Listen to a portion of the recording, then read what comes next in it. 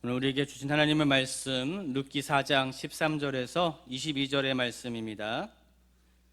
룻기 4장 13절에서 22절의 말씀 교독하도록 하겠습니다.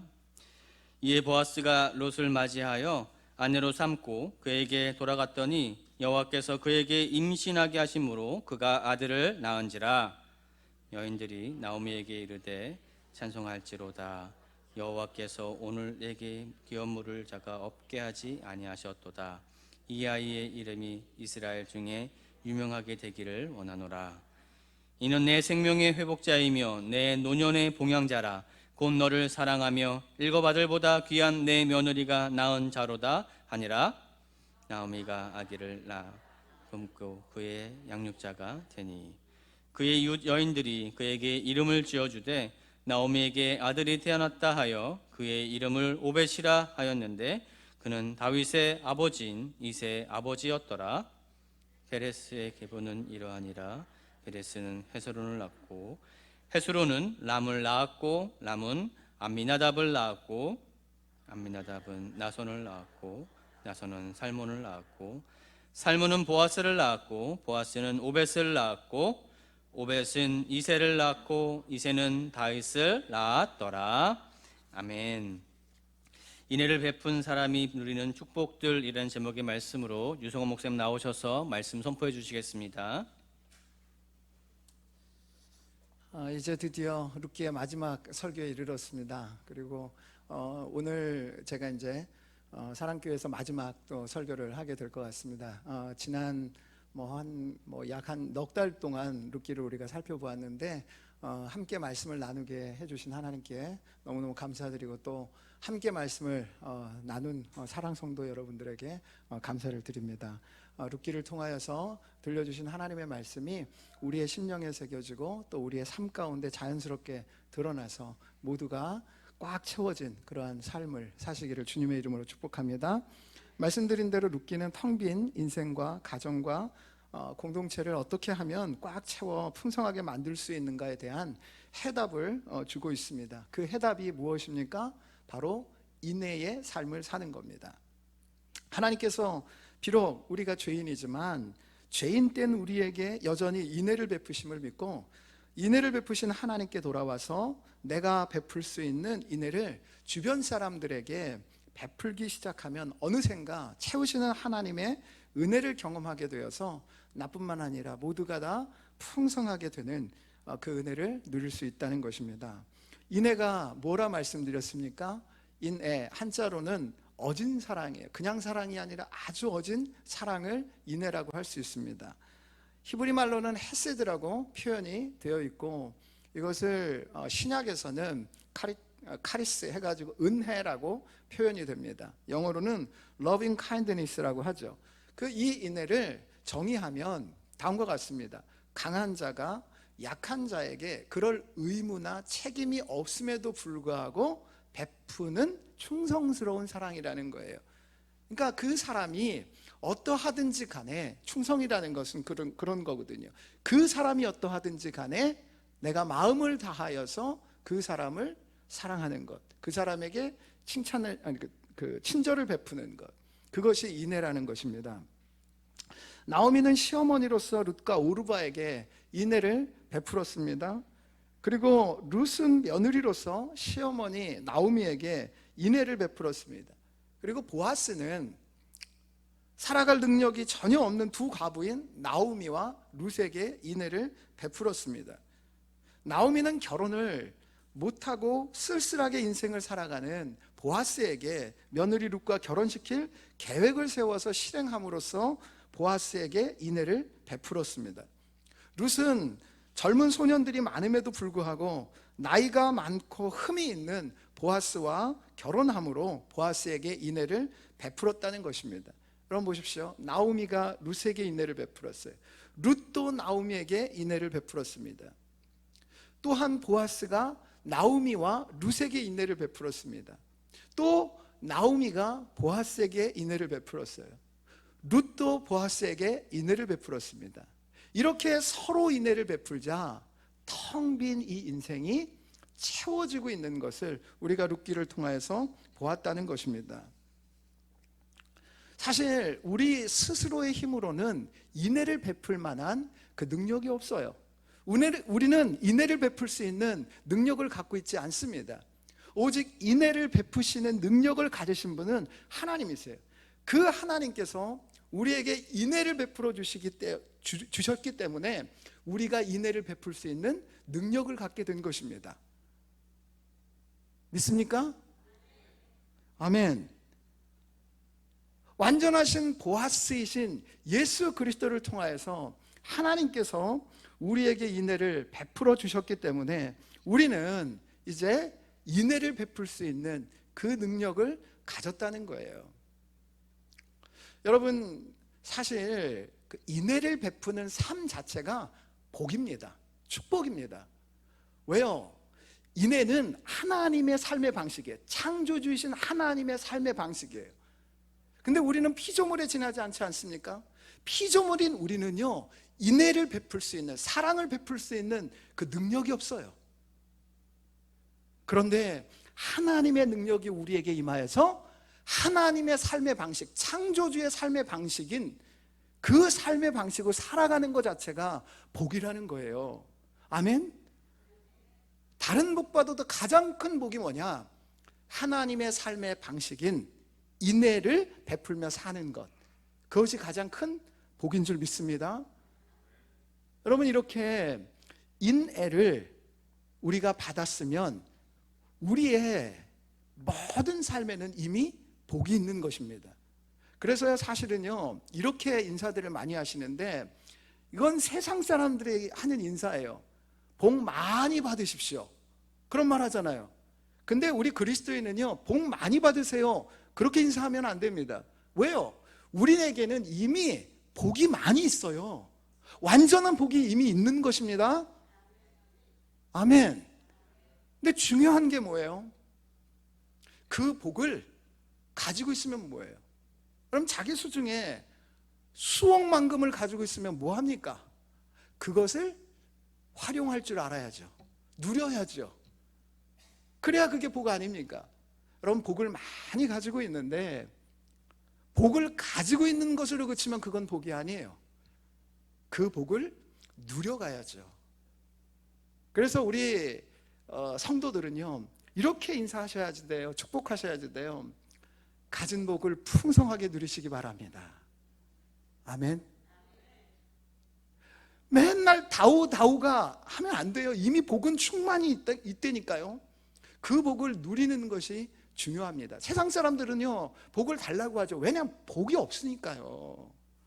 그러나 우리 그리스도인은 이미 복이 있습니다. 그 복을 누려가야 되는 줄 믿습니다. 그러면 어떻게 그 복을 누릴 수 있을까요? 그 복을 누리는 방법이 바로 인애의 삶을 사는 거예요. 인애의 삶을 살 때에 하나님께서 주신 그 복을 우리가 누려가는 것입니다. 내가 예수 믿은 지 10년, 20년, 30년이 됐는데 내 삶이 왜 이렇게 텅 비어 있을까?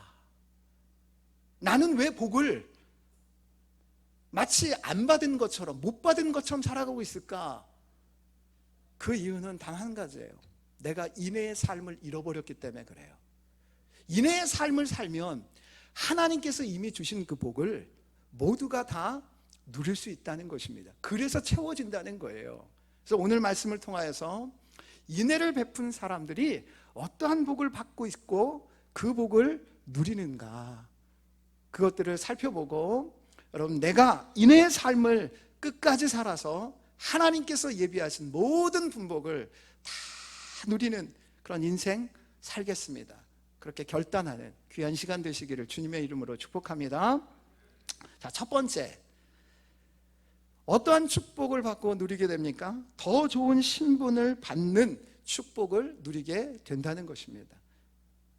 다시요, 더 좋은 새로운 신분을 받는 축복을 누리게 된다는 것입니다. 루키 4장 13절 상반절 말씀 같이 한번 다시 읽겠습니다. 이에 보아스가 룻을 맞이하여 아내로 삼고 그에게 들어갔더니, 그럼 보아스는 자신이 공언대로 기업을 무르고 룻을 맞이하여서 지금 아내로 삼고 있습니다. 그럼 시어머니 나오미와 보아스에게 인애를 베푼 룻의 신분을 지금 묘사하고 있는 거예요. 신분이 어디까지 올라갔습니까? 사실 룻은 처음 보아스를 만났을 때 그의 신분은요, 이방 여인, 그것도 이스라엘 사람들이 개보다 못하게 취급을 하는 모압 여인의 신분이었어요. 그런데 그의 신분이요, 타작마당 야밤에 보아스에게 청혼을 할 때 어떻게 자기를 소개합니까? 당신의 여종이라고 그래요. 그럼 이방 여인, 모압 여인보다 노예인 종이 신분이 더 높아요. 그런데 지금 어떻게 신분이 바뀌었습니까? 룻이 보아스에게 인애를 베풀자 베들레헴에서 유력한 자 보아스의 아내까지 신분이 상승을 했다는 거예요. 그녀는 사실 이방 모압의 과부로서는 도저히 올라갈 수 없는 이 신분까지 상승한 것입니다. 이제 그녀는요, 모압 여인으로 불리지 않습니다. 종으로 불리지 않습니다. 어떻게 불립니까? 베들레헴에서 가장 유력한 보아스의 아내, 사모님으로 불리고 있다는 것입니다. 여러분, 이것이 굉장한 축복이라는 거예요. 완전한 신분의 상승 아닙니까? 인애를 베푼 자에게 하나님께서 더 좋은 새로운 신분을 주시는 것을 우리가 알 수가 있습니다. 여러분, 세상에서도요, 신분 상승하기 위하여서 별 수단과 방법을 가리지 않고 노력하는 걸 보지 않습니까? 그래서 사장님 소리 듣고 싶어 하고요, 의사, 판사, 세상 사람들이 그 신분 높다 하는 그것을 얻기 위해서 애를 쓰지 않습니까? 여러분, 근데 그 신분은요, 한시적이고 일시적이죠. 언제 빼앗길지 몰라서 두려워하는 그런 신분이죠. 그러나 우리 예수 믿는 사람은요, 하나님께서 예수 그리스도를 믿자 하나님이 인애를 베풀어 주셔서 우리의 신분을 완전히 새로운 신분으로 바꾸신다는 거예요. 아니, 신분뿐만 아닙니다. 어떤 사람들은 신분이 그래도 그 신분에 맞는 존재가 안 되어서 참 힘겹고 어려운 삶을 살잖아요. 근데 하나님은 먼저 우리의 존재 자체를 바꾸세요. 그리고 그 존재에 맞는 신분을 하나님께서 우리에게 허락하신다는 거예요. 그럼 어떠한 신분입니까? 고린도후서 5장 17절 말씀 같이 한번 읽겠습니다. 잘 아는 말씀인데요. 그런즉 누구든지 그리스도 안에 있으면 새로운 피조물이라 이전 것은 지나갔으니 보라 새 것이 되었도다. 우리가요, 피조물이에요. 죄인된 피조물이에요. 근데 이제 새로운 피조물, 존재 자체가 완전히 바뀌었다는 거예요. 이전 것은 완전히 지나갑니다. 그리고 보라 새 것이 되었다. 완전히 새로운 존재가 되었다는 거예요. 이전하고는 비교할 수 없는 그러한 존재가 되었다는 거예요. 여러분, 예수 그리스도께서 인애를 베푸심으로 말미암아 죄인된 우리의 존재 자체가 완전히 새롭게 되어짐을 믿습니다. 아멘. 그걸 확실히 믿으셔야지 돼요. 이게 하나님께서 주신 축복입니다. 근데 여러분, 이 존재 자체에 하나님께서 어떠한 신분을 허락하여 주십니까? 이사야 62장 5절 말씀입니다. 같이 한번 읽습니다. 마치 청년이 처녀와 결혼함과 같이 내 아들들이 너를 취하겠고 신랑이 신부를 기뻐함 같이 내 하나님이 너를 기뻐하시리라. 한마디로 말하면 하나님이 기뻐하시는 가장 귀한 하나님의 신부가 됐다는 거예요. 여러분, 우리는 예수 그리스도를 통한 인애를 인하여서 우리가 하나님에게 가장 존귀한 신부가 되었다는 것입니다. 그럼 신부는 어떤 의미예요? 결혼식에 있어서 주인공은 신랑이 아닙니다. 신부입니다. 그렇죠? 신랑에게 있어서 가장 중요한 존재가 신부예요, 신부. 그러면 여러분, 우리가 하나님의 인애로 말미암아 어떤 축복을 받았다는 거예요? 하나님에게 있어서는 우리의 존재 자체가 가장 존귀한 존재가 됐다는 거예요. 가장 귀한 존재가 됐다는 거예요. 여러분은 하나님에게 있어서 가장 존귀한 신부인 줄 믿습니다. 그게 여러분의 신분이에요.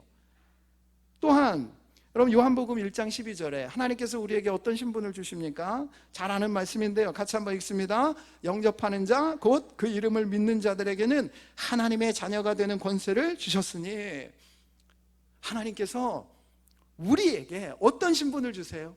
너는 내 딸이야, 아들이야. 부모에게 있어서 아들과 딸은 어떤 존재입니까? 자기 목숨보다도 귀한 존재예요. 자기 존재를 대변하는 존재예요. 자기보다 더 귀한 존재예요. 하나님이 우리를 사랑하시되 하나님께서 인애를 베풀어 주시되 어떠한 인애를 베풀어 주십니까?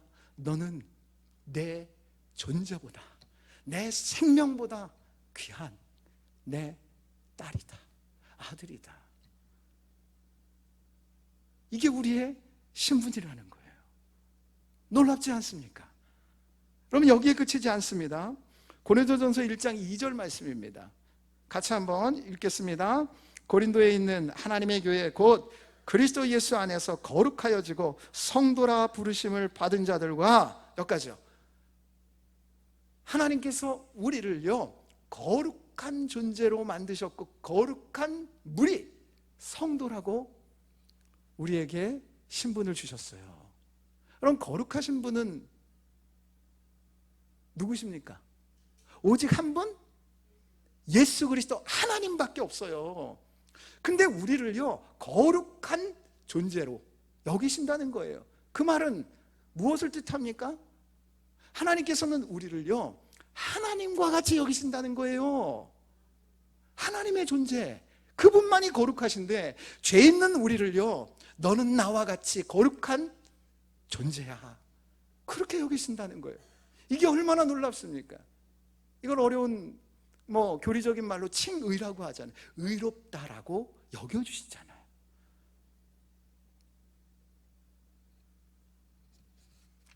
여러분, 우리의 존재 자체 새롭게 변화되었는데 그 새로운 존재에 하나님께서 어떠한 신분을 주셔서 우리로 하여금 살아가게 하시는가? 너는 내 가장 귀한 신부다, 내 목숨보다도 더 귀한 아들과 딸이다, 너는 나와 같이 거룩한 존재야, 성도야.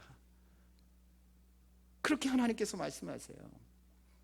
여러분, 세상 사람들이 우리를 향하여서 바보, 머저리, 어리석은 자 욕하고 그래도 상관없어요. 왜요? 그 사람들이 정의하는 신분이 우리의 신분이 아니에요. 우리의 신분은 하나님께서 정의하시는 그 신분이 우리의 신분인 줄 믿습니다. 그래서 그걸 계속 묵상해야 돼요. 나는 하나님의 아들과 딸이야, 하나님의 신부야, 하나님처럼 거룩한 존재로 하나님께서 나를 여기셔. 그게 내 신분이야. 여러분, 사실 하나님께서 구약에서도 보시면은요 아담을 만드시고 아담 그대로 두시기를 원치 않으셨어요. 여러분, 아담 피조물이잖아요. 그냥 피조물이잖아요. 어떻게 보면 다른 짐승들보다도 강한 힘을 갖고 있습니까? 뛰어난 능력을 가지고 있습니까? 아니잖아요. 연약한 존재잖아요. 진흙과 같은 존재잖아요. 먼지만도 못한 존재잖아요. 온 우주를 보면 정말 아무것도 아닌 존재잖아요. 근데 하나님은 그 아담을 피조물로 두지 아니하시고요, 죄를 지었음에도 불구하고 하나님은 아브라함을 통하여서 백성으로 삼아주십니다. 그럼 피조물과 백성은 천지 차이입니다. 그 신분이요. 그러나 하나님께서는요 백성으로 두지 아니하시고 예수 그리스도를 통하여서 하나님의 자녀 삼아주십니다. 여러분, 백성과 자녀는요 신분의 차이가 천지 차이예요. 백성에게는 기업이 없어요. 그런데 자녀에게는요 기업이 있다니까요. 아버지의 모든 것이 자기 것이 되는 거예요. 하나님은 피조물로 두시는 것이 아니라 백성으로 신분을 상승시켜 주시고 백성에서 그치게 하지 아니하시고 하나님의 아들과 딸 되게 하셔서 하나님의 모든 것을 다 우리에게 주시는 것입니다. 여러분, 근데 자녀가 그 끝이 아니에요. 하나님의 목적은 한 단계 더 높은 곳에 있습니다. 여러분, 요한일서 3장 2절 말씀입니다. 같이 한번 읽습니다. 잘 주의 깊게 읽으셔야지 돼요. 같이 읽습니다. 사랑하는 자들아, 우리가 지금은 하나님의 자녀라. 장래에 어떻게 될지는 아직 나타나지 아니하였으나 그가 나타나시면 우리가 그와 같을 줄 아는 것은 그의 참모습 그대로 볼 것이기 때문이니. 여기에 보세요. 사랑하는 자들아, 지금은 우리가 하나님의 자녀래요. 맞죠? 하나님의 자녀예요. 근데 그 자녀로 끝나는 게 아니라 장래에 어떻게 될지는 아직 나타나지 아니하였으나, 장래 우리가 어떻게 될지는 자세히 우리가 알 수는 없지만 보십시오. 그가 나타나시면 우리가 그와 같을 줄 아는 것은 그의 참모습 그대로 볼 것이기 때문이니. 여러분, 자녀가 어떻게 바뀐다고요? 그와 같을 줄 안대요. 자녀에서 그치는 것이 아니라, 여러분, 하나님의 우리가 형상이잖아요. 하나님의 형상은 하나님이시죠. 우리를 하나님과 같은 존재로 하나님께서 만드신다는 거예요. 그러면 하나님께서는요, 참 이상하세요. 그냥 하나님을 섬기라, 하나님을 그냥 숭배해라, 그러면 되는데요, 하나님은요, 우리에게 뭐라 말씀하시냐? 너 나와 교제하자. 그럼 기독교 신앙과 다른 종교의 신앙이 다른 것이 뭐냐? 다른 종교는 신과 교제함이 없어요. 그냥 신은 신이고요, 우리는 피조물로서 그냥 경배할 뿐이죠. 근데 하나님은요, 경배를 받으시기를 원하시지만 그 경배를 뛰어넘어 우리와 교제하기를 원하세요. 여러분, 반려동물을 기르시는데요, 반려동물과 교제하며 지내세요? 반려동물과 교제하시냐고요? 교제하신다고 하시면 나는 개입니다, 나는 고양이입니다, 라는 것과 똑같아요. 교제라는 것은요, 동등한 존재가 하는 거예요. 개와 개끼리는 교제를 하죠. 지들끼리 놀아요. 고양이와 고양이 지들끼리 교제해요. 그러나 사람과 고양이는 교제하는 게 아니에요. 그럼 하나님이 우리와 교제하기를 원하신다는 것, 그리고 교제하신다는 의미는 뭐냐면, 너는 나와 같은 존재야. 너는 피조물이 아니야. 너는 나와 같은 존재야. 내가 그렇게 여기거든. 그리고 그날에 너는 나와 같은 존재가 될 거야. 우리가 신들의 아들, 신의 아들 아닙니까? 여러분, 그게 우리의 복이에요.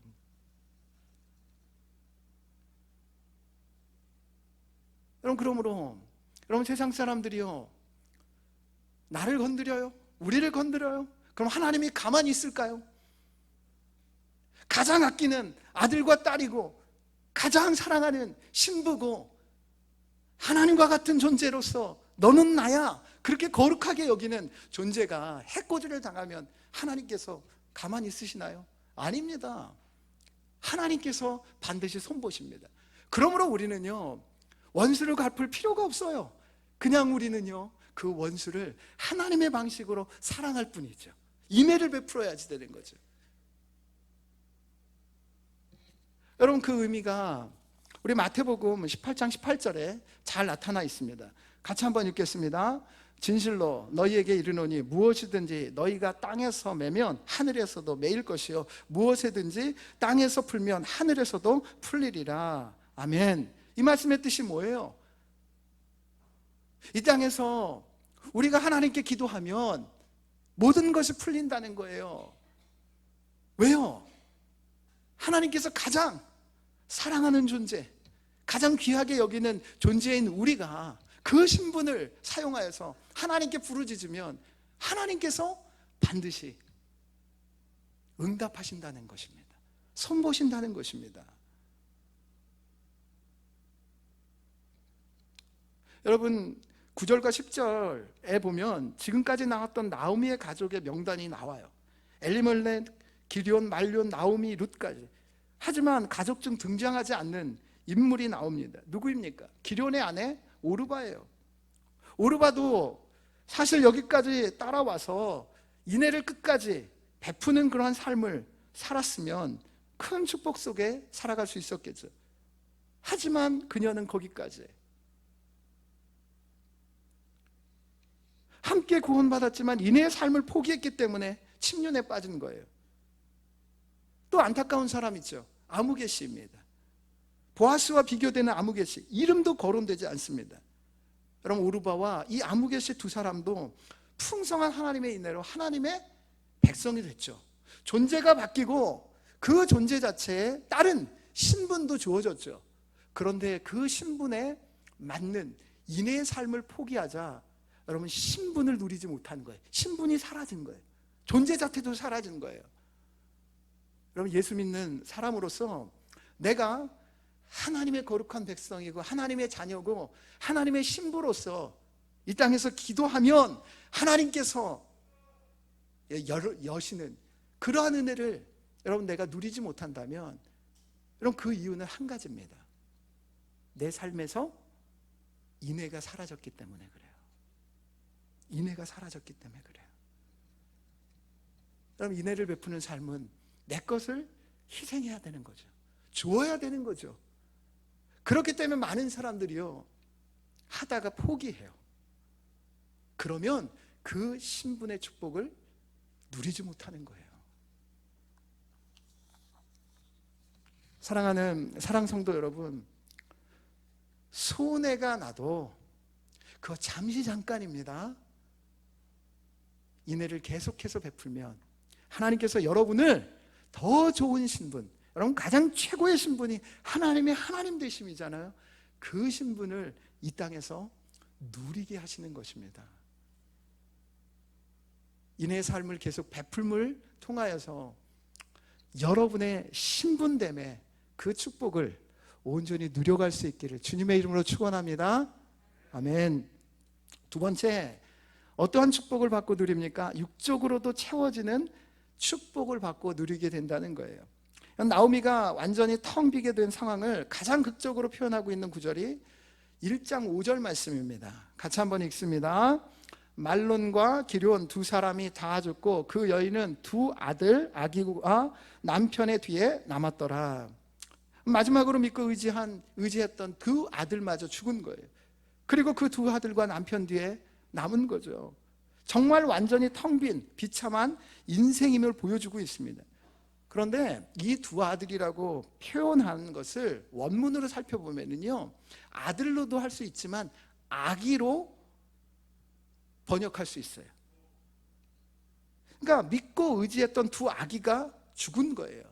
여러분, 엄마로서 그 인생이 얼마나 텅 비어 있는지, 비극적인 인생인지를 보여주고 있는 표현입니다.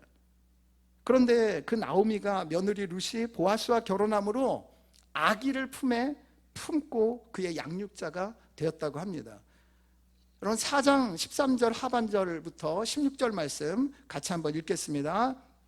여호와께서 그에게 임신하게 하심으로 그가 아들을 낳은지라 여인들이 나오미에게 이르되 찬송할지로다. 여호와께서 오늘 내게 기업 물을 자가 없게 하지 아니하셨도다. 이 아이의 이름이 이스라엘 중에 유명하게 되기를 원하노라. 이는 내 생명의 회복자이며 내 노년의 봉영자라. 곧 너를 사랑하며 7 아들보다 귀한 내 며느리가 낳은 자로다 하니라. 나오미가 아기를 받아 품에 품고 그의 양육자가 되니. 여러분 보십시오. 이때 이 본문에 그 아들과 아기가 같은 단어예요. 근데 이제 한국말로 번역을 할 때 아들로 하고 아기로 한 겁니다. 지금 룻기 기자가 보여주고 있는 것이 뭐냐? 그 두 아들, 아기를 잃고 텅 빈 인생이 됐잖아요. 근데 그 나오미가 텅 빈 가운데서도 인애의 삶을 살아가자 어떻게 되었다고요? 하나님께서 아기를 나오미의 품에 품게 해주셨다는 거예요. 그래서 꽉 채워진 인생이 되었다는 것입니다. 이 말은요, 그냥 영적인 부분에 있어서 축복을 받았다 이거로 그치는 것이 아니라 어떤 축복을 받았다고요? 육적으로도 채워지는 축복, 그 축복을 지금 받고 있다. 그리고 그것을 누려가고 있다. 그것을 보여주는 것입니다. 이방 모함 여인이자 과부인 룻도 여러분 인애의 삶을 살자 유력한 보아스와 결혼하여서 아들을 낳는 축복을 누리게 되잖아요. 완전히 팔자가 바뀐 거잖아요. 이게 육적인 축복도 하나님께서 주셨고 누리게 하신다는 거예요. 그럼 보아스도 한번 봅시다. 보아스를 보기 전에 전도서 4장 8절 말씀 같이 한번 읽겠습니다. 어떤 사람은 아들도 없고 형제도 없이 홀로 있으나 그의 모든 수고에는 끝이 없도다. 또 비록 그의 눈은 부요를 족하게 여기지 아니하면서 이르기를 내가 누구를 위하여는 이같이 수고하고 나를 위하여는 행복을 누리지 못하게 하는가 하여도 이것도 헛되어 불행한 노고로다. 요즘에 그 딩크족이라고 해가지고 자기들끼리 그냥 더블 인컴으로 그냥 행복하게 잘 살면 됐지 무슨 애는 애냐 아니면 무슨 결혼은 결혼이냐 그렇게 생활하는 사람들 많잖아요. 그게 복이 아니라는 거예요. 성경의 기준으로 보면 그것은 굉장히 불행한 일이라는 거예요. 그럼 전도서 기자가 하는 이야기가 뭡니까? 아무리 재산이 많아도 그 재산을 함께 누릴 수 있는 가족이나 또 물려줄 아들이나 자녀들이 없으면 불행한 것이라는 거예요. 사실 보아스가 이런 텅 빈 삶을 살고 있었습니다. 그런데 그가 인애의 삶을 살자 현숙한 여인 룻과 결혼을 하여서 지금 아들을 함께 낳아서 이 모든 것을 다 누리고 있다는 거예요. 그럼 기독교는요 영적인 축복만 강조하지 않습니다. 기독교는 영혼만을 위한 종교가 아닙니다. 영혼이나 육 둘 중에 어느 하나만 위하는 건 그건 이단입니다. 기독교는요 우선순위는 있어요. 영혼이 잘된 것 같이 범사가 잘 되는 축복. 그래서 우리는요 영혼의 부활을 믿는 것이 아니라 몸의 부활을 믿습니다. 영혼은 안 죽어요. 죽는 건 몸이죠. 그 몸이 영혼과 함께 부활하는 그것을 우리는 믿는 거예요. 하나님은요 영의 하나님만이 아니십니다. 그분이 육을 만드셨어요. 예수 그리스도의 부활은 영이 부활한 것이 아니라 영과 육이 함께 부활하신 거예요.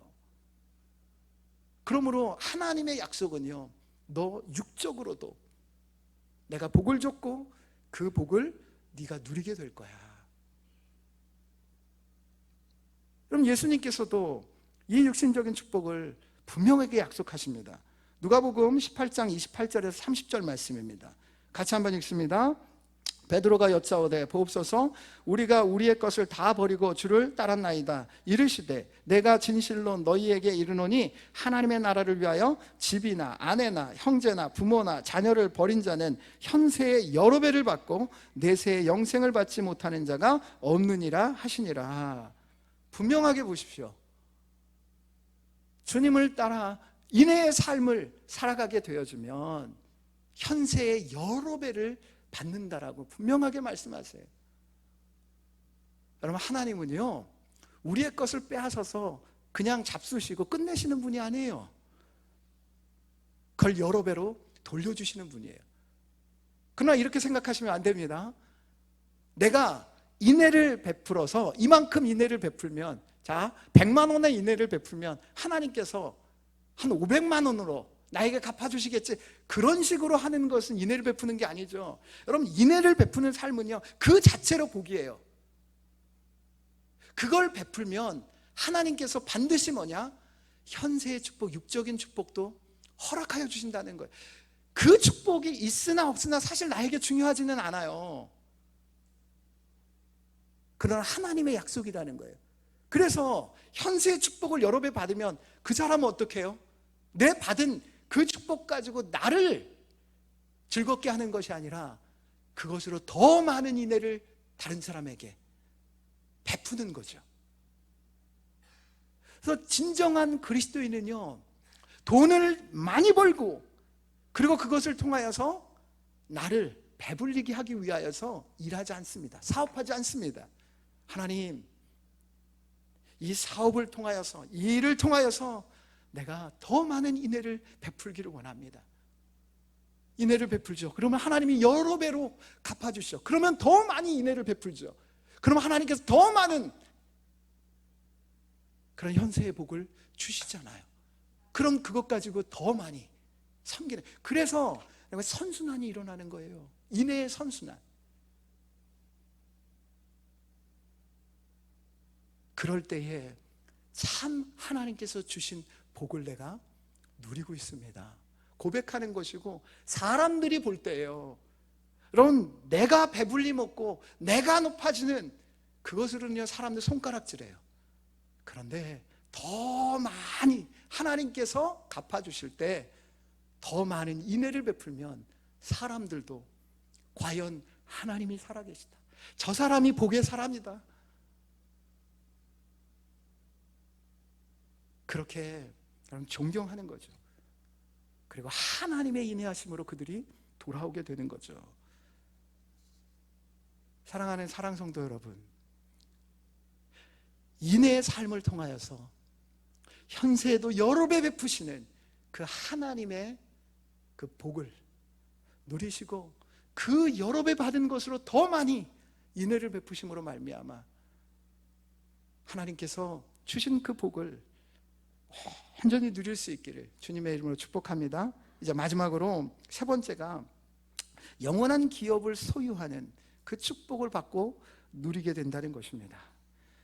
룻기 4장 17절에서 22절 말씀 좀 긴데요, 그래도 우리가 한 목소리로 같이 좀 읽어봤으면 좋겠습니다. 같이 읽습니다. 그의 이웃 여인들이 그에게 이름을 지어주되 나오미에게 아들이 태어났다 하여 그의 이름을 오벳이라 하였는데 그는 다윗의 아버지인 이새의 아버지였더라. 베레스의 계보는 이러하니라. 베레스는 헤스론을 낳고 헤스론은 람을 낳았고 람은 암미나답을 낳았고 암미나답은 나손을 낳았고 나손은 살몬을 낳았고 살몬은 보아스를 낳았고 보아스는 오벳을 낳았고 오벳은 이새를 낳고 이새는 다윗을 낳았더라. 룻기의 결론 부분이거든요. 근데 이 결론이 굉장히 이상합니다. 룻기니까 룻이 잘 먹고 잘 살았더라 이렇게 끝내야 되잖아요. 근데 나오미가 애를 낳았는데 여러분 보십시오. 나오미에게 아들이 태어났다라고 그렇게 여인들이 이야기를 해요. 그리고 그 여인들이 이름을 오벳이라고 지어줘요. 나오미가 낳은 거 아니잖아요. 룻이 낳은 아들 덕분에 룻이 행복한 게 아니라 시어머니 나오미가 아기를 안고 행복해합니다. 그리고 결론이 그것으로 끝나는 것이 아니라 결론이요 족보로 끝이 나요. 이상하지 않습니까? 왜 이렇게 근데 룻기 기자가 결론을 냅니까? 사실 인애의 삶의 결과는 개인적인 것, 육신적인 것에 그치지 아니하고 그 너머가 있음을 보여주기 위함이에요.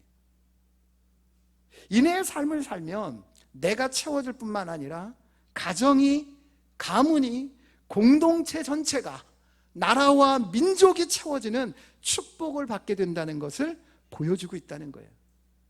여러분, 사사시대에 텅 빈 이스라엘이 다윗 왕조의 충만한 나라가 된 것은요 바로 이 한 개인들의 인애의 삶의 결과라는 거예요.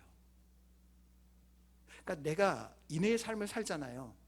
그러면 나만 채워지고 나만 육적으로 복을 받는 것이 아니고 내 신분만 높아지는 게 아니라 내 가정과 가문과 공동체와 그다음 나라와 민족이 그 복을 누리게 된다는 거예요.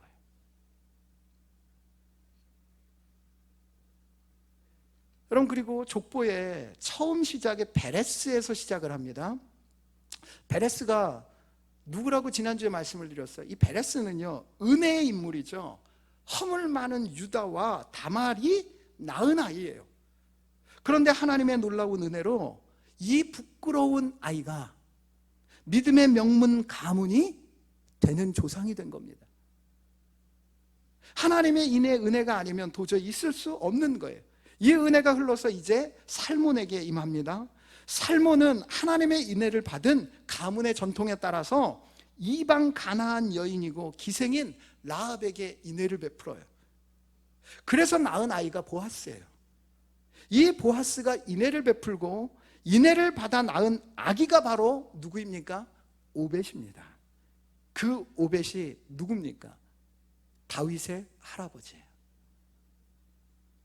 이 족보가요 마태복음 1장의 족보로 이어집니다. 그 족보의 끝이 누구일까요? 자, 마태복음 1장 3절과 5절, 6절, 16절 말씀입니다. 제가 읽습니다. 유다는 다마락에서 베레스와 세라를 낳고, 베레스는 헤스론을 낳고, 헤스론은 람을 낳고, 살몬은 라합에게서 보아스를 낳고, 보아스는 루색에서 오벳을 낳고, 오벳은 이새를 낳고, 이새는 다윗 왕을 낳으니라. 다윗은 우리아의 아내에게서 솔로몬을 낳고, 야곱은 마리아의 남편 요셉을 낳았으니 마리아에게서 그리스도라 칭하는 예수가 나시니라. 할렐루야. 인애를 베푼 삶의 결과가 신분 조금 상승한 것을 끝나지 아니하고, 현세적인 육적인 축복을 받는 것에서 그치지 아니하고, 여러분 보세요. 영원한 기업이신 메시아 예수 그리스도를 낳는 가문이 되는 축복으로 이어진다는 것을 지금 룻기가 보여주고 있어요. 이게 진정한 축복이라는 거예요. 특별히 룻이 낳은 아기의 이름을 사람들이 오벳이라고 지어줘요. 부모가 이름을 짓는 게 아니에요. 여인들이 지어줍니다. 여러분, 오벳이라는 이 이름의 뜻이 섬김이라는 뜻을 갖고 있어요. 사람들이 왜 이렇게 지었을까요? 서로의 섬김과 인애를 통해서 이 아기가 태어난 거예요. 그래서 섬김이라고 지은 거예요. 사실 인애죠, 인애. 이 세상에서는 섬김을 받는 것을 복이라고 합니다. 그러나 하나님의 나라에서는 섬기는 것이, 인애를 베푸는 것이 복이라는 거예요. 그리고 이 섬김의 가문에서 섬기는 왕인 다윗 왕이 나옵니다. 그리고 이 섬김의 가문에서 섬기러 오신 예수 그리스도 메시아가 태어나신 것입니다. 여러분의 인생 가운데 가장 행복했을 때가 언제였어요? 행복한 적이 없었어요? 가장 행복한 때를 꼽으라면요, 지금은 왼수 같은 그 사람과 연애해서 하나님의 은혜로 여러분 로맨스의 호르몬이 돌아가지고, 전에는 나밖에 생각을 안 했는데 그 사람 보면 그 사람 뭐 하는 걸 좋아할까? 그 사람에게 뭘 주면 좋아할까? 온통 뭐예요? 그 사람 중심으로 그 사람에게 내 모든 것을 주는 그때, 그게 가장 행복한 때 아니었어요? 자식 태어나가지고 그 자식에게 내 모든 것을 다 주는, 여러분 그게 인애거든요. 그걸 할 때가 가장 행복하지 않으셨어요? 여러분, 인애의 삶 자체가 행복이에요. 근데 그걸 잃어버리니까 그 사랑했던 사람이 왼수가 되는 거예요. 그래서 하나님이 왼수를 사랑하라고 하신 거예요. 무자식이 상팔자, 자식이 왼수잖아요. 그래서 원수를 사랑하라 하는 거예요. 여러분, 이 인애의 삶, 이것을 잃어버리면 여러분이 어마어마한 그 축복을 가지고 있어도 그 축복은 여러분의 것이 아니에요. 그러나 조금의 축복이라도 그것을 가지고 인애의 삶을 살면 여러분, 그 축복이 여러분의 것이 되어서 누려지게 됩니다. 그래서 더 많은 축복을 여러분 누리는 그러한 복된 삶을 살게 됩니다. 이제 말씀을 맺겠습니다. 룻기를 마무리하면서, 여러분 사랑교회잖아요. 인애잖아요. 인애, 사랑. 예수님께서 제자들에게 마지막으로 명령하셔서 서로 사랑하라. 내가 너희를 사랑한 것 같이 사랑해라. 인애를 베풀라는 거예요. 그래야 너희가 내 제자인 줄 안다, 세상 사람들이. 주님께서 부활하시고 베드로에게 와서 처음 물으신 것이 무엇입니까? 네가 나를 사랑하느냐? 너에게 인애의 삶이 있냐? 그렇다면 네 양이 아닙니다. 내 양을 먹이라예요. 예수님의 양을 먹이라. 그 말은 뭐냐면, 예수님께서 보내주신 그 모든 사람들, 그 사람들은 죄인이에요. 너무나도 형편없는 사람들이에요. 그 사람들에게 네가 인애를 베풀어라.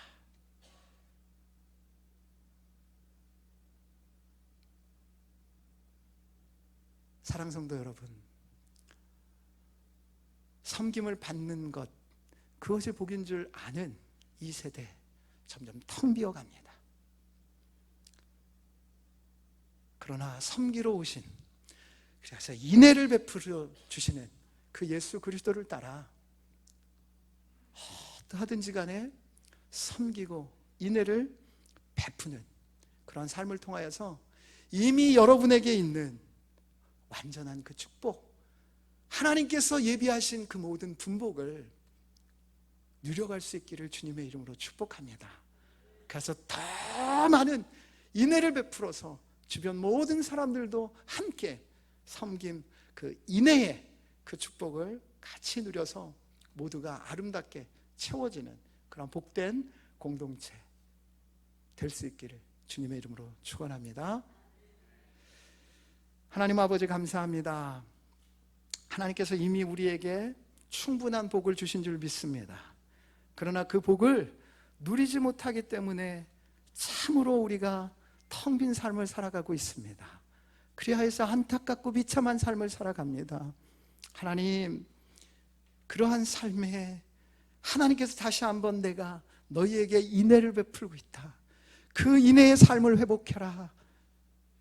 서로 인애를 베풀어서 너의 신분됨의 그 축복, 또 육적으로 내가 채워주는 그 축복, 영원한 기업, 그 예수 그리스도가 너의 것인 그 축복을 이 땅에서 누리라고 말씀하십니다.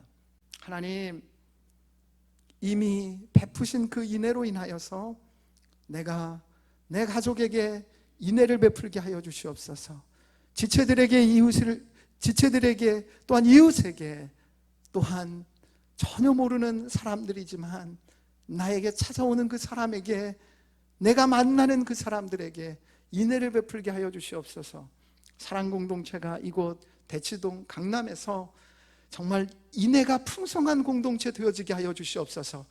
그래야 해서 채워지는 공동체, 채움을 주는 그러한 공동체로 계속 하나님께 쓰임받게 하여 주시옵소서.